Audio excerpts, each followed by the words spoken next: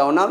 ఇక జూన్ చివరిలో లేదా జూలై మొదట్లో పంచాయతీ ఎన్నికలు కసరత్తు చేస్తున్న రాష్ట్ర ప్రభుత్వం, రెడీగా ఉన్న ఎన్నికల సంఘం. ఆ వెంటనే వరుసగా ఎంపీటీసీ, జెడ్పీటీసీ, మున్సిపాలిటీలకు కూడా తాజాగా పంచాయతీలకు 153 కోట్ల పెండింగ్ బిల్లులు క్లియర్.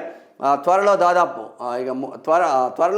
300 కోట్లు కూడా రిలీజ్. జూన్ 2 నుంచి రాజీవ్ యువ వికాసం, అదే నెలలో కొత్త రేషన్ కార్డులు, ఇప్పటికే సీఎం జిల్లాల పర్యటనలు, నియోజకవర్గాల వారిగా ఎమ్మెల్యేలతో భేటీలు, ఇవన్నీ స్థానిక ఎన్నికల నిర్వహణలో భాగమేనని టాక్. పార్టీ పరంగా 42% రిజర్వేషన్లతో ముందుకెళ్లాలని ఆలోచన. పంచాయతీ ఎన్నికల నిర్వహణకు రాష్ట్ర ప్రభుత్వం అడుగులు వేస్తున్నది. జూన్ చివరి వారంలో లేదా జూలై ప్రారంభోత్సవంలో ఎన్నికలు జరపాలని ప్లాన్ చేస్తున్నది. దీనికి కొనసాగింపుగా ఎంపీటీసీ, జెడ్పీటీసీ, మున్సిపల్ ఎన్నికలు కూడా వరుసగా చేపట్టాలని ఆలోచిస్తున్నది. గ్రామ పంచాయతీలకు సంబంధించిన కొన్ని పెండింగ్ బిల్లులను తాజాగా క్లియర్ చేయడం, మరికొన్నింటిని త్వరలోనే క్లియర్ చేసేందుకు ఏర్పాట్లు చేస్తుండడం, జూన్ 2 నుంచి రాజీవ్ యువ వికాసం స్కీమ్ ప్రారంభిస్తుండడం, అదే నెలలో వీలైనంత మందికి రేషన్ కార్డులు పంపిణీ చేయాలని నిర్ణయించడం వంటి చర్యలని ఎన్నికల సన్నాహాల్లో భాగమేనన్న ప్రచారం జరుగుతున్నది. మరోవైపు ఇప్పటికే జిల్లాల పర్యటనలు కొనసాగిస్తున్న సీఎం రేవంత్ రెడ్డి నియోజకవర్గాల వారిగా ఎమ్మెల్యేలతో 1-to-1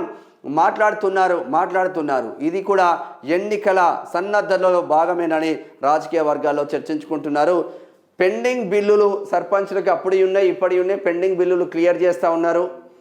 జూన్ చివరి వారంలో లేదంటే జూలై మొదటి వారంలో పంచాయతీ ఎన్నికలు, సర్పంచ్ ఎన్నికలు పెట్టబోతున్నారు.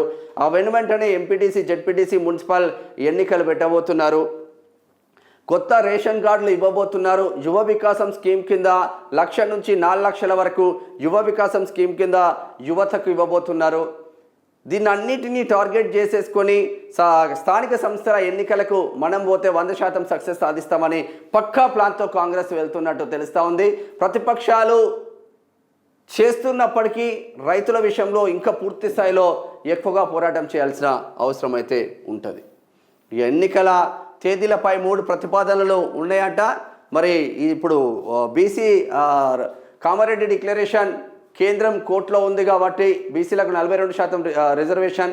కాంగ్రెస్ పార్టీ తరఫున 42% రిజర్వేషన్లతో ముందుకు వెళ్తూ ఉన్నట్టు తెలుస్తూ ఉంది స్థానిక సంస్థలో.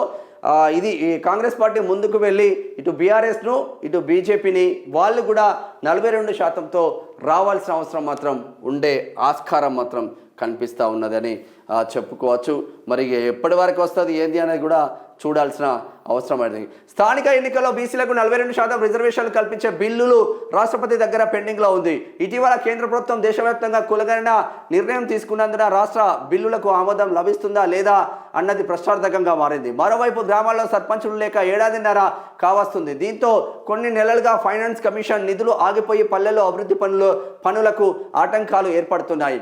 పరిస్థితి ఇలాగే కొనసాగితే వ్యతిరేకత వచ్చే ప్రమాదం ఉందని రాష్ట్ర ప్రభుత్వం ఇంటెలిజెన్స్ వర్గాలు నివేదించినట్లు తెలిసింది. ఈ నేపథ్యంలోనే స్థానిక సంస్థల ఎన్నికల్లో పార్టీ పరంగా 42% రిజర్వేషన్లతో ముందుకెళ్లాలని సర్కార్ భావిస్తున్నట్లు విశ్వసనీయ వర్గాల సమాచారం. అధికారులు ఏ తేదీలో ఎన్నికలు నిర్వహించాలనే దానిపైన రాష్ట్ర ప్రభుత్వానికి 3 ప్రతిపాదనలు అందజేసినట్టు తెలుస్తుంది.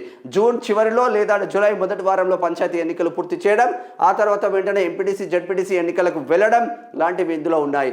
ఒకవేళ ముందుగా ఎంపీటీసీ, జెడ్పీటీసీ ఎన్నికలు అయితే ఆ తర్వాత పంచాయతీ ఎన్నికలు పెట్టాలనే ప్రపోజల్ కూడా ఇందులో ఉంది. మరోవైపు ఇప్పటికే స్థానిక ఎన్నికలకు అన్ని విధాల సిద్ధమైన రాష్ట్ర ఎన్నికల సంఘం ఎలక్షన్ డేట్స్ రిజర్వేషన్ల కోసం ఎదురు చూస్తున్నది. మరి రిజర్వేషన్లు ఎదురు చూస్తున్నది స్థానిక సంస్థలలో. ఈసారి బీసీ ఎమ్మెల్యేలు, బీసీ ఎంపీటీసీలు, బీసీ జెడ్పీటీసీలు 42% మీకు 100% వచ్చే ఆస్కారం ఉంది. 42%. దాంట్లో చాలామంది కొంచెం ఆర్థికంగా బలంగా ఉన్న వాళ్ళు ఓపెన్ కేటగిరీలో కూడా కొడతారు కాబట్టి ఈసారి ఒక 50-60% బీసీలు స్థానిక సంస్థలలో ప్రజాప్రతినిధులు అయ్యే అవకాశం మాత్రం కనిపిస్తూ ఉన్నది.